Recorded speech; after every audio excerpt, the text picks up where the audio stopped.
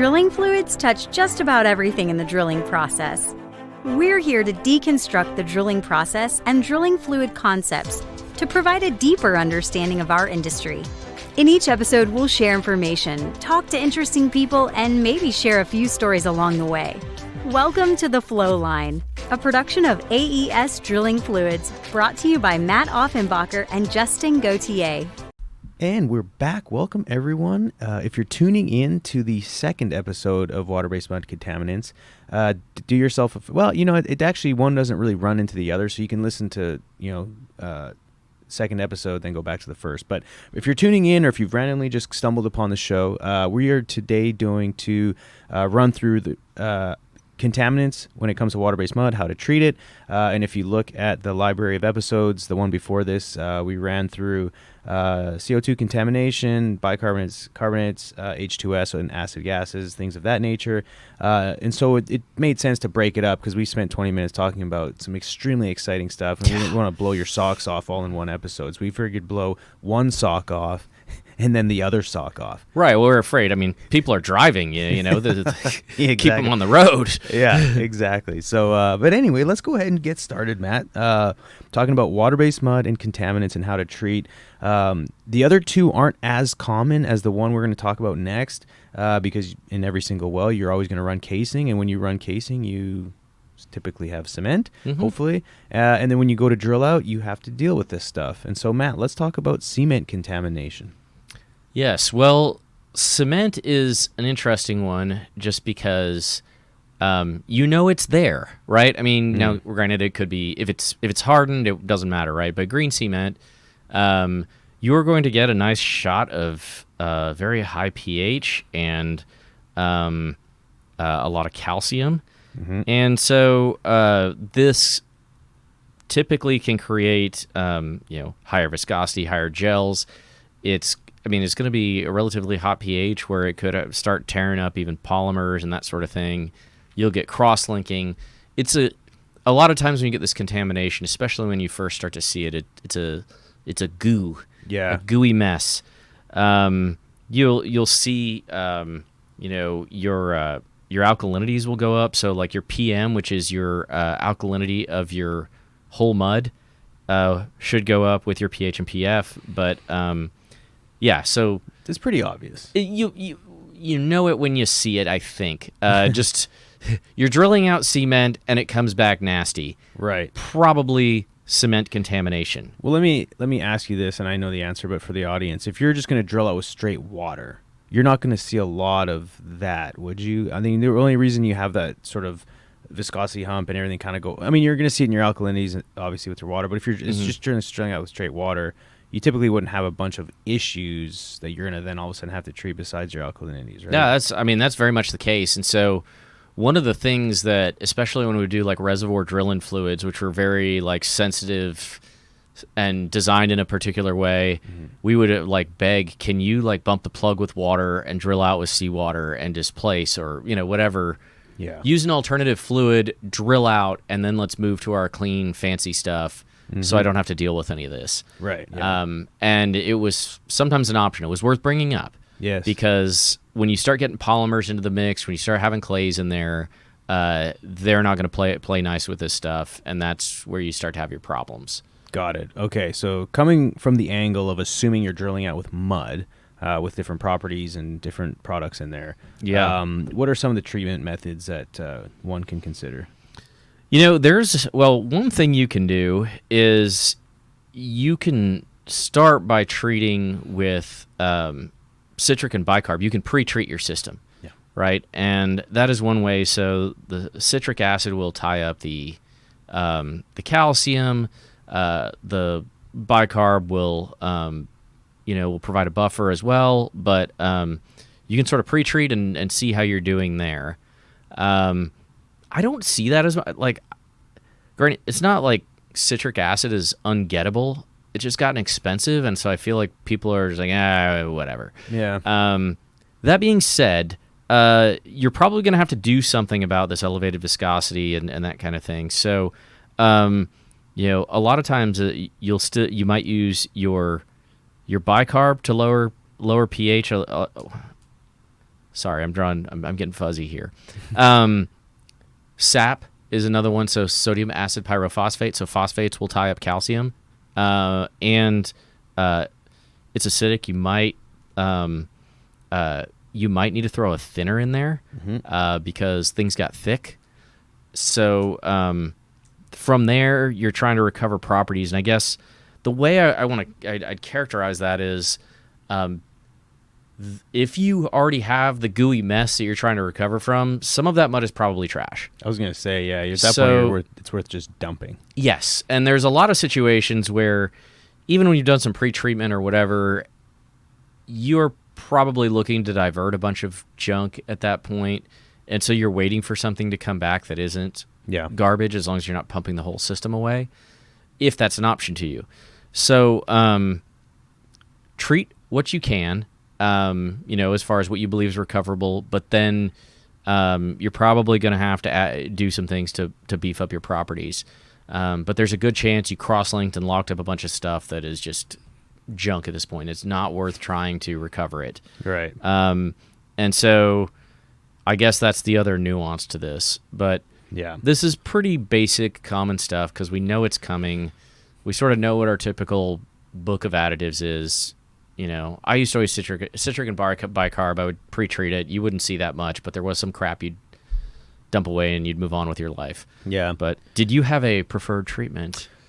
So back when we used to program a lot of stuff in Canada, we use a lot of sulfamic acid. That's right. Yeah, and I don't know if it's a cheaper option than citric. It's been a long time since I've even looked at a mud program from Canada, but north of the border, that's a typical one.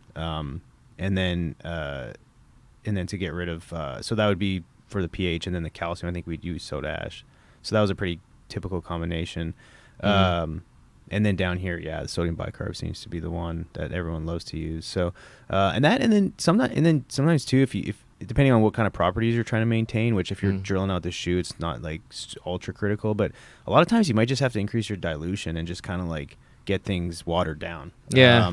Instead of like trying to treat a crazy mess. And if you're fast holing, drilling fast, then you can afford to ramp up your dilution. So sometimes you just build more volume, and that kind of helps in combination with treatment and getting everything sort of leveled out. And then you can start, whenever it's time to mud up, then hopefully all that cement's treated out. But dilution is the solution. Yeah, oftentimes, especially in water-based mud. I mean, it's you can't reiterate that enough sometimes, and folks tend to get a little shy with it for some reason if you're inexperienced, but a lot of times you see a seasoned vet and they just have things wide open. It's like, whoa, that's a lot, and come to find out it actually was the right way to go about it. But nonetheless, pretty common. You deal with it all the time. Treatments are pretty standard. Any mud program is going to have basically the same type of treatment. So anyway, moving on to one that's not as common, depending on the basin or the wells you're drilling in different regions. Some areas have a lot of anhydrite and some don't have any. But if you're drilling with water-based mud and there is an anhydrite stringer or maybe a formation that you're drilling through, you definitely need to be prepared for that one. Yes, and here we get back to the whole, I see calcium because that's what that stuff is made of, and then we see some flocculation effects, right? So now I've got an increase in viscosity, probably increase in gels, fluid loss. This, anhydrite in particular, or gyp, I mean, you might see a lower pH, lower because it's soluble, a lower PF, but really you're trying to address that viscosity increase and deal with this calcium. So, you could use something like a phosphate or more commonly a soda ash or something to try and tie up the calcium. And then use a thinner with some caustic. But that's one way to go about it if it's a moderate encounter. Mm-hmm. However, I mean, there are times if you drill through a bunch of these stringers, or you get through, you take a big bite of one, it may be that you're like, there's not enough soda ash in this world that is going to get this system back in shape. Yeah. And that's where you got to look for, like, maybe I break it out over. Right. And once again, this depends. Is it am I a clay-based? Am I a polymer-based? What kind of system am I running? It's harder to get a little more specific. Mm-hmm. But I will say that for the most part, if you try and break over to a JIP mud system, what is scary, and one of our guys has a fair amount of experience with this, and just talking to him about it, he's like, you get this big viscosity hump. So you keep adding. The fluid gets thicker and thicker, and you're like, I can't do this any longer. Yeah. And then all of a sudden it breaks over and it looks smooth and, looks like what you were expecting or hoping for. Yeah. But he very much was he's like, if you have not seen it before, it is one of the scariest things you can do in a rig, because you think you're like locking up the whole system. Yeah. And like, you're halfway wondering if I need to pack, do I need to pack my bags right now? Because this does not look good. Right. So I think that's another one where I think pilot testing can be very helpful to help build your confidence. Yeah. And say, okay, yeah, it's getting thick, but if I keep hammering it, this is where I get. And if you have time, which again, there's never enough time, but like if you do some pilot testing, maybe just go show the on-site rep and say, hey, look, we're going to see some crazy viscosities. Don't be alarmed here. I'd come watch this pilot test real quick, because what you see in this cup is going to happen on the rig. It's just you're aware, at least maybe for the first time. Yes. And again, that's an ideal situation. I'm sure the company reps are like, yeah, whatever, just don't screw anything up. Yes. But if you've got someone who's interested and you're willing to take the time, or they're willing to take the time to kind of watch the pilot testing, oftentimes you can eliminate some heartache from those instead of them seeing it for the first time as you're drilling. Because then, like you said, it can be alarming. Like, everyone, you're calling out viscosities, and next thing you know, you're calling out numbers that everyone on the location's like, what in the world is going on with the mud? And then, you're having to answer 21 questions. And so it can be frustrating. But from an operations side of the coin, that's where a lot of times, and depending on how high up the anhydrite is, and on land, typically it's pretty shallow. A lot of times you don't need properties before that, so you may just drill it with water again, and then they'll break over, or you'll mud up, as they say, after you drill the anhydrate.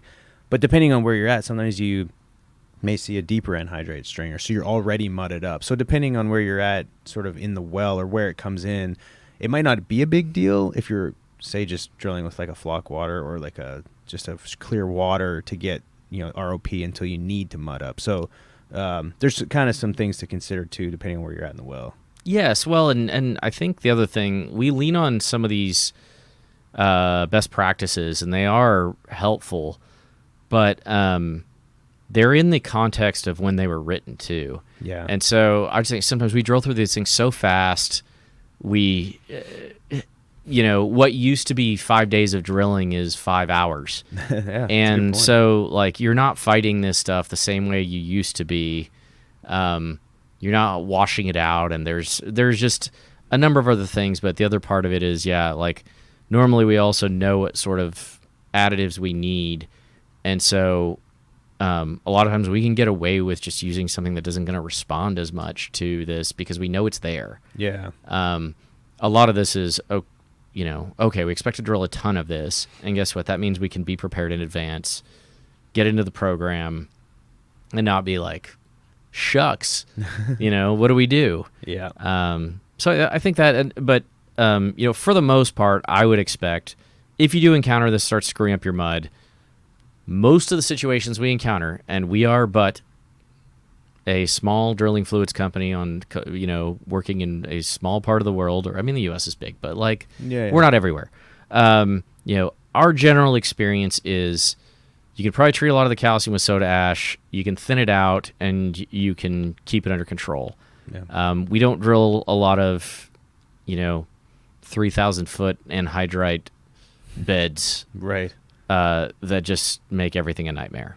Right. So yeah, we're speaking strictly from a sort of U.S. land perspective. yes. And with that said, we'll move on to what we're very familiar with this, especially out in West Texas, and actually a lot more common in more places, is saltwater flow. Yeah, and saltwater flows. I remember in East Texas when I was working there, you would take a saltwater flow, but it was actually you were drilling into sort of like a pressurized subsurface seawater pocket, Yeah. if you will. Most of the saltwater flows that we talk about today are from produced water cross flow from your nearby injector well that has pressurized everything around you. Yeah.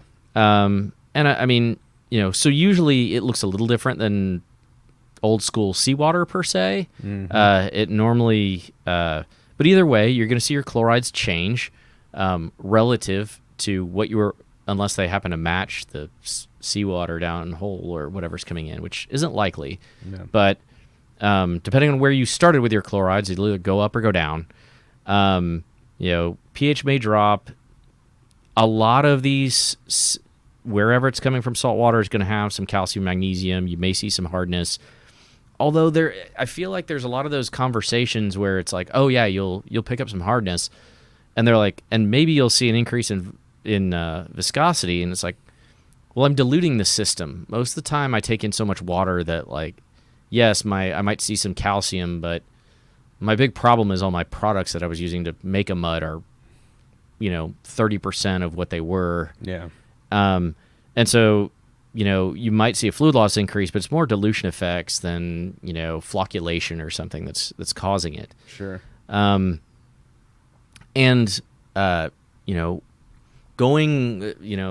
Putting my Permian hat on saltwater flows, and granted, I'm hearing, when we talk to our, folks in the Bakken, they're like, yeah, we see it a lot more now. Mm-hmm. Like, we didn't, and now we do. Yeah. But the first thing we would love to do if the formation can support it is wait up. Right. Would love to.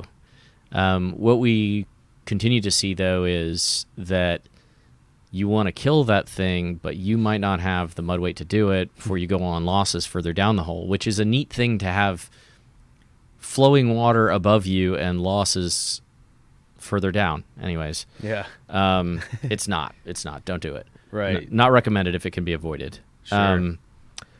But I guess otherwise, like, if you could kill it, try. Treat your hardness. Try and come to terms with what you're going to do about it, because I think sometimes it's like, all right, well, guess what? Now we're drilling with brine. Other times it's, no, let's kill this thing and keep our mud system, or, we got to figure out what our options are. Yeah. No, and that's the thing too, is once you get through this stuff, or if you've managed to kill it, or if you're just going to accept that it's going to flow on you while you drill, understanding more so what the products are that you can use that actually will yield any results. Yeah. Because if you're, in your mind, you're going to, okay, we're going to drill the freshwater mud, and I'm going to use this, and this product. Well, next thing you know, when you introduce a lot of the chlorides and salt, a lot of the stuff won't yield. So, if you have like a high, say, just a bentonite system, that's going to throw things off. So you may have to sort of tweak your product, the products that you plan on using, especially for fluid loss, viscosity, really the main ones there. So, the treatment side of it, it's not like you can just add a product and then the salt water goes away. You kind of have to adjust your approach moving forward, and then while treating, obviously, a few things. But yes, yeah. But anyway, yeah. When in doubt, see if you can kill the well. If you can't, then move on to what we've been talking about. Next, last but not least, and one that we deal with every single day, as long as you're drilling, you're going to be dealing with this. That is solids contamination. And it's kind of interesting when you throw in the contamination bucket, because the contamination, we think, oh, you've drilled into something and now are contaminated. But the reality is your drilling fluids is always being contaminated by solids. And so, if it can get too high, it can get kind of, dicey, but there's always a way to treat it. So, Matt, why don't we talk about what you're going to see if your solids start going up too high? Well, with fine solids, they'll start to want to agglomerate. So in a polymeric mud, or, you might see some gelation. You'll see an increase in your fluid loss. The most obvious one, if you're checking your retort, is your retort solids will go up. Yeah. And, I think with water-based mud, solids contamination is definitely a thing, especially when we're trying to be conservative off, like, the, near surface or whatever. But the challenge, of course, is the only solution to solids is dilution. You can obviously check if your solids control equipment is in shape. You may... there may be flocculant treatments that can help you. There may be other solids control equipment you can run. But big picture, some of that's going to depend on the mud system you're running, how many solids it can tolerate. Are you a low solid system versus something where I disperse it and those charges aren't affecting me as much. But I think even sometimes you'll see it from just like mud dehydration, and you're sort of losing liquid and gaining solids. There's a lot of ways to deal with solids where they come up, like where they're not at that acceptable range, if you will, where you're like, I got to do something about this beyond sort of my standard dilution schedule.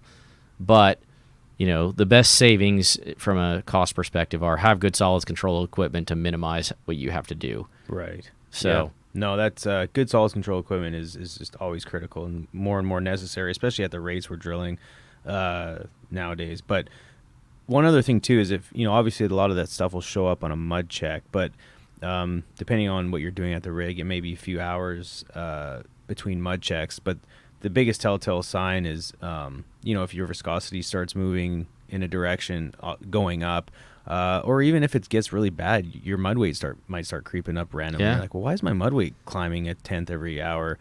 There's a good chance that you're getting a solids accumulation. It's not coming from barite. So that's one to just kind of keep in mind, is if your viscosity and your mud weight, when they're calling it out hopefully every 15 minutes, doesn't change, then at least that there isn't a big solids problem. Now, you may run a mud check and notice your low gravs came up a little bit and say, oh, okay, well, I just hasn't seen my weight and viscosity yet. But if all of a sudden your viscosity and your weight start climbing, there's some contamination happening. So be aware. yes, and I have encountered that very instance where I'm like, hey, what's going on? And the part that wasn't communicated to me that was communicated to the derrick hand is that the drilling consultant had decided that we were going to weight up with solids, which that's a good old-fashioned way of shortcutting. A very expensive shortcut. And not only that, I think he started pumping from the reserve pit to help weight up with solids. So yeah, I think that sometimes those things where it's like, oh yeah, so sometimes the solids can be a lot worse because of decisions that we make. Yeah. But I think those are kind of the gist of the, we kind of wanted to go sort of on your typical contamination and treatment table, what you might see, and just maybe give you something to think about. I'm sure there's more that we haven't covered, but I guess those are the usual suspects. Yeah. And if you want us to elaborate, or if you have any other contaminants that maybe you've encountered that we didn't talk about, you can hit us up on LinkedIn. Matt and I are both on there. Or you can reach us at the Flowline podcast at aesfluids.com. And if you have a question that it has nothing to do with contaminants, but just a drilling fluids question, maybe a drilling operations question, we love answering questions from guests, or from listeners, sorry. And so, please, some of the best episodes we have are from just good questions from folks like yourself that are boots on the ground dealing with this stuff day in, day out, which obviously we are too, but we're not in the field. And so oftentimes there's just things happen in the field that, we may not cover here in the office. And if you got anything that's happened on your rig, let us know. And with that being said, folks, check us out. The LinkedIn page for AES is great. Check out the YouTube channel. And if you could, share this with someone. That would be super helpful for us. Until next time, cheers. Take care. Thanks for listening. Please tune in next week for another exciting episode of The Flowline. And remember, may your returns always be full and your trips always smooth. Views expressed in this program belong to participants and not their employees. The program is for informational purposes only and cannot take the place of seeking professional advice. Copyright AES Drilling Fluids.